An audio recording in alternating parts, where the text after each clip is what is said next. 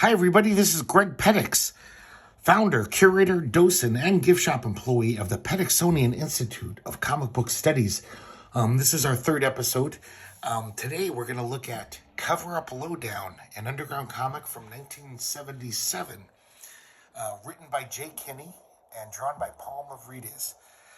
Jay Kinney, classic underground comics writer, he co-created Young Lust with Bill Griffith. The parody of 50s romance comics, X-rated though. And him and Paul Mavrides teamed up to do 4 issues of Anarchy Comics, an amazingly great underground. And they made this little comic in 77. As you can see, it's by my hand here. It's a very tiny little comic, but it is packed. So this is going to be a long episode. Even though it's a tiny little comic, it's so packed with stuff. Let's look into it. So, nice cover there by Paul Mavrides. And inside front cover, it's a letter from J. Edgar Hoover from the afterlife, commending the president of Ripoff Press, Fred Todd. They put out this comic, commending them for blowing the lid off of all these conspiracies that he was investigating when he was alive. And this comic is very early Mad magazine. It's just packed with chicken fat, little eye kicks, eyeball kicks. Paul Mavrides packs every panel, and Jay Kinney, just every word balloon is full of like 5 different jokes. You know, he's just really laying it on. But it's mainly about conspiracy theories. It's this fun satirical look with lots of yucks. But this guy knows his stuff, Jay Kinney. So he's like tying together every conspiracy theory you've ever heard of. Also, he's got a very sardonic, satirical eye on just the American system, politics, religion, the military. So definitely falls into the underground comic category, even though it's very Mad magazine inspired. The first story, Passing the Buck, it's narrated by the pyramid on your dollar bill. And it shows you the whole life cycle of a $1 bill. And starts off as this Art Bell, like, conspiracy nut job DJ who has his own show that, he's talking about the Zionist one-worlders and cattle mutilations and all this rumor and innuendo and nonsense. So when he gets off work, he goes to this health food store, which is part of a chain. And he wants his favorite weird health food snack. But in the window, we notice that dung ball trail mix. There's lots of ads for dung balls, which in this world, I guess, is a popular snack item. So this chain of health food stores is owned by a guru / cult leader named Baba Black Sheep. It's one of his many rackets. And so the dollar goes to his coffers. With that money, it helps him buy more weapons for his armed compounds of religious nut jobs. And so we follow the dollar to the overlords, or the bosses of these gun runners. And they're planning on this huge real estate development built on irradiated land in the desert, the American Southwest. So to sell this crazy proposition, they have to hire an ad agency to create a television snow job for late night viewers. I guess they made some kind of infomercial convincing people to move to Ronkin Acres. And so then that dollar passes to the ad agency, which then passes to the Soma broadcasting system. And we see a little homage to Karl Barks here. You know, the television station's so rich. They got all these Uncle Scrooges diving around the money bin like dolphins. And so they have a mother company, and they are a major depositor to White Manhattan Bank. So it goes to the bank, that dollar. Now, these guys realize that they want to make more money, so they invest in Bumco, who the multinational Dung Ball Corporation. So there's lots of references within this comic. They keep referencing stuff like it's a cohesive world. So so the money goes to them. Now Bumco, they want cheap labor, so they have factories in South Kung Fu, some imaginary country. So the dollar is there, and that helps them pay off the local officials to keep quiet about their, skullduggery. And as you can see, once again, very Bill Elder-like. Just every millimeter's packed with just little sight gags and funny signs in the background. So South Kung Fu, this nation, needs favors from America, like a lot of countries do. So they bribe Senator Spinky, who gets before Congress and is just doing this word salad. Nobody's even paying attention. So, just really good satire of how government works. Nobody gives a shit about anything. It's just following the money. And so Spinky's a member of the Senate's Ethics Committee, and he's got to investigate himself. He realizes that he has some undeclared income, and so he has to, he gives a bribe to the IRS. So now the money is in the federal budget. The government, the United States government, decides to have a military contract with General Entropy to make clean nuclear weapons, quote-unquote clean nuclear weapons. Millions in government money are sunk into the scam. So I guess clean nuclear weapons is like clean coal, It's just some bullshit that the government's wasting our money on.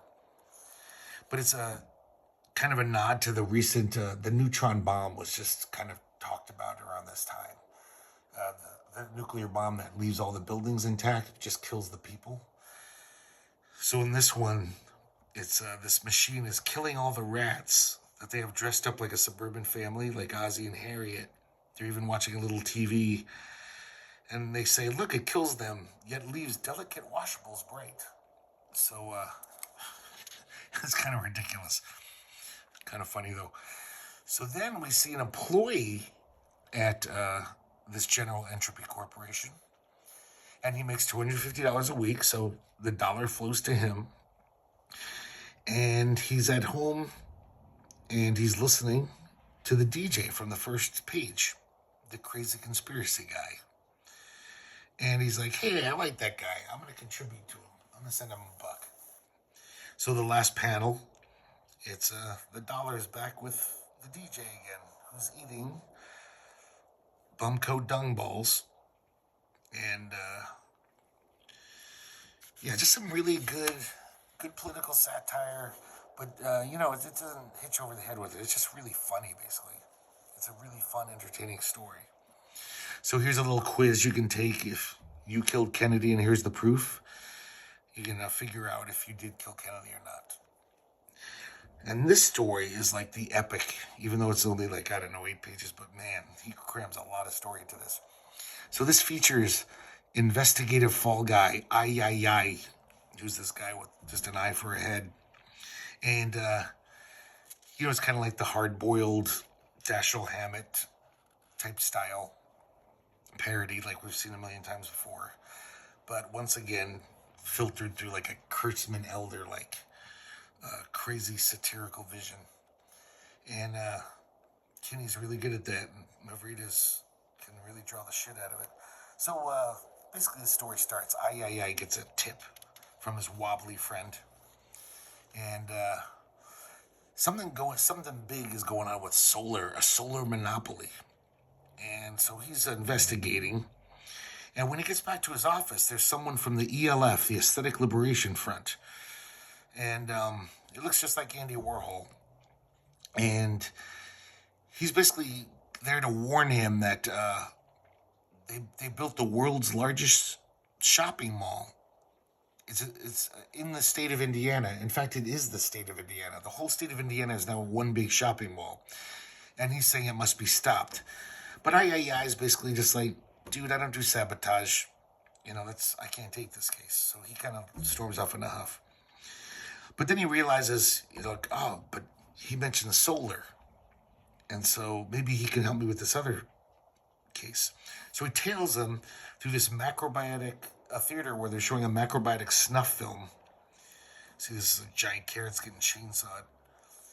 So it just has all these little side gags, just crammed in here. So much is crammed in here. And he realizes he's going to have to go to this mall, Cornutopia, which was Indiana. So I like this little gag. He says, "Ticket to Indianapolis, please." "Oh, you mean the Sears menswear department?" So now Indianapolis is just the Sears menswear department because the whole state's a mall. He gets there, very futuristic. The whole thing is covered, and he's got to rent a car because it's so big.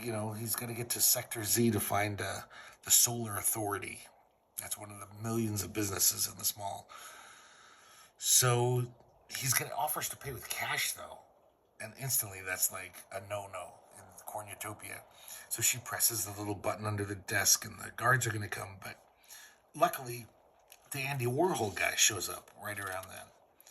And he's like, "Hop in the car." And he's like, "Yeah, okay, I'll take you there." So as they're driving away, they elude the authorities. And then Andy Warhol dude tells him his plan. Him and the ELF are going to get all these Goodyear blimps with a solar thing, and they're going to burn the whole mall down using solar energy. I doesn't think that's a good idea. He's like, these guys are maniacs, so he starts strangling the guy. But then they crash, and because he's not wearing a seatbelt, he goes through the wall right at the Solar Authority. So by coincidence, they crash right into it, and he's right in their lair of the CEOs. And they tell him their devious plan is that they're going to turn all of America into one giant roofed-over shopping mall. And it's all going to be powered by solar energy. And, it's a big power grab. And, I says, people won't fall for that shit. He's like, we told everyone that you get a complete set of Tupperware if you wear this little hat. And, of course, the hat is some brain-controlled device that at noon the next day, he'll hit a button and everyone will become a mindless drone. But right when he's about to do that, the ELF strike. And they use their solar beam, which overheats the solar roof of the mall, causing a giant, instead of the mind-numbing drone ray, just a giant burst of static comes out, which drives all the people in Cornutopia wild. Instead of turning them into mindless drones, they just go nuts. And then the elves decide to join their art. To them, it's a big art project, destroying the mall. They all just jump out of their blimps and die. So then the blimps just keep traveling and just burning Kentucky and all points south. And then at the end, they come in to arrest him. And his wobbly friend, he calls him up to give him bail. So, that's just a lot of fucking story packed in these tiny little pages. Now we have a fake ad. Amazingly done. Paul Mavrides was really good at this, like mimicking styles and doing graphics. Cattle, do you know where your calves are? It's basically a public service announcement for to stop cattle mutilations. And you see this little family, and the son comes home, and his ear and his penis is removed. So, just really good duplication of that kind of ad. It looks like almost looks like it could be a real ad from the 50s. Here's a brain maze of JFK's head as the bullet's going through. And help the lost bullet find its way through the president's brain to meet its date with destiny. So this is where it gets nuts. This is 4 pages. You can see just how tiny the print is. And I guess you're supposed to buy a second copy, cut along these strips here, and then glue them together and make a Mobius strip. Twist it. One of those endless Mobius strips. And this is every single conspiracy linked. And of course it's got lots of humor in it. They just add in nonsense sometimes just to be funny. But so I'm going to go through it. So Force X, which is stuff like gravity, the force, Illuminatus, Greenpeace Sierra Club. It goes to Cthulhu and Yog Shuggoth. We got the Vatican and all the sub stuff, all the religions. But there's like Judaism, Islam, Voodoo, under that hoodoo, under that hoochie coochie band, and under that mumbo jumbo. Spirit, then this total inside joke, Will Eisner, and then it even has a little off thing to Jules Pfeiffer. It's just crazy.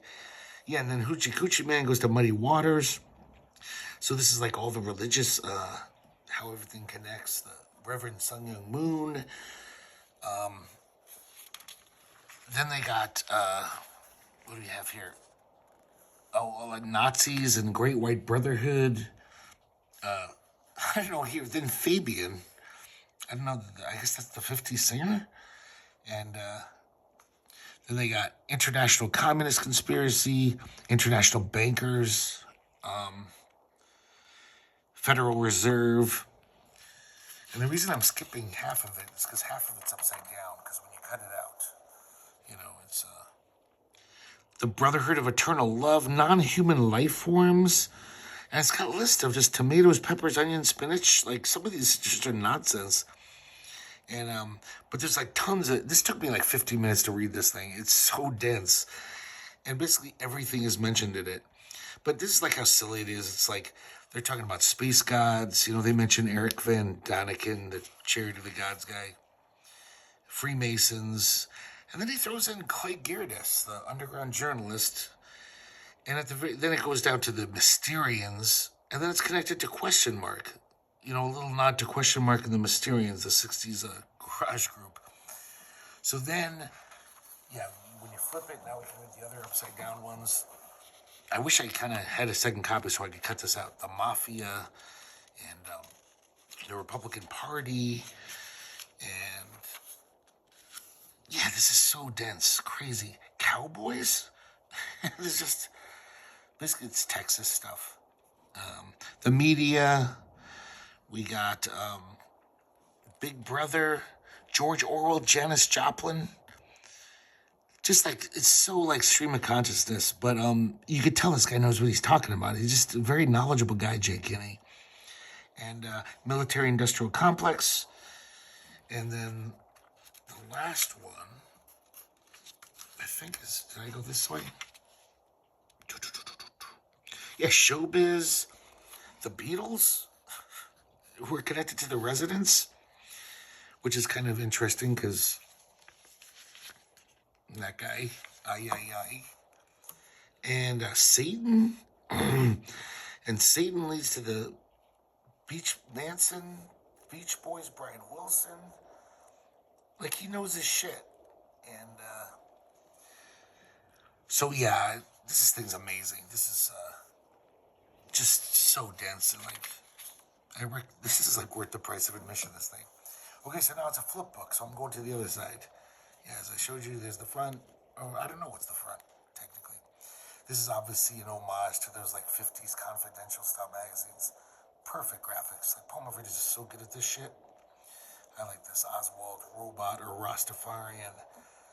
And did the CIA stamp him out? Smokey the Bear is somehow involved. Excuse me. So here are the strips that these existed before this comic. These were in a weekly paper, syndicated in weekly papers, like probably hippie papers, 1976. They're not that funny. They're basically just conspiracies, but like a little funny take on them.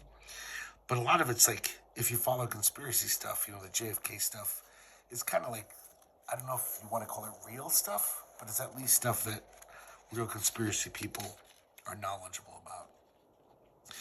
So, yeah, a lot of stuff about Lee Harvey Oswald. I mean, these are just like simple, they're not even that funny, but the drawings, try to make it funny. But these are all just like conspiracy factoids. If you follow the JFK conspiracy, how his brain disappeared in 1972, and how the gun that supposedly killed Kennedy was on a left-hand mount, yet Oswald was right-handed. You know, those weird little things you've probably read about before. And then they have little footnotes at the bottom, which I think are new to this. You know, they weren't in the original comic strips that were syndicated. Excuse me, sorry about that. And then, yeah, just great drawings. Now, Paul Mavrides, he was a late underground cartoonist. He didn't move to San Francisco to the mid-'70s, so he kind of missed the heyday. But he started helping Gilbert Shelton crank out the fabulous furry Freak Brothers. He did it for like 20 years. He inked and drew with Gilbert Shelton. Stuff about James Earl Ray. Yeah, so that's all these are. Definitely not my favorite half of the book. Those two stories at the front are pretty amazing. These are just kind of fun and interesting, you know, because I'm kind of into conspiracy theories a little, you know. It's kind of interesting stuff. The good ones, at least. I think there's smart conspiracy theories and there's moronic ones. So you got the JFK, some fishy stuff went on there, but then you got shit like Pizzagate, which that's retarded. That's so stupid. So, yeah, that's what the second half is. Just these little gag strips that aren't even that funny. They're just, a lot of them are actually quite depressing. And, talking about Karen Silkwood. Paraquat, which, that's not really a conspiracy. We did spray paraquat, a poison, on marijuana plants in Mexico. And, yeah, that's it. And, yeah, some defoliant that the military was using. So that's it. Cover Up Lowdown. I remember seeing this in catalogs when I was a little kid and kind of wanting it, but I never saw it in person. I had no idea it was this tiny. And just last month I picked it up. Pretty decent price. Definitely worth adding to the Petixonian, especially classic underground comics creators teaming up to make a great little comic.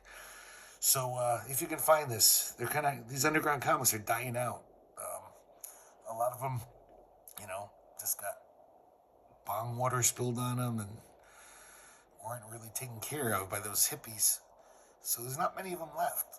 So if you can find them, it's worth paying a little more than your average comic. But there you go, Cover Up Lowdown, one shot. They never made another one. 48 pages of facts and fiction. I hope you liked today's episode. I sure like reading this comic. And I'll see you next time at the Petixonian Institute of Comic Book Studies.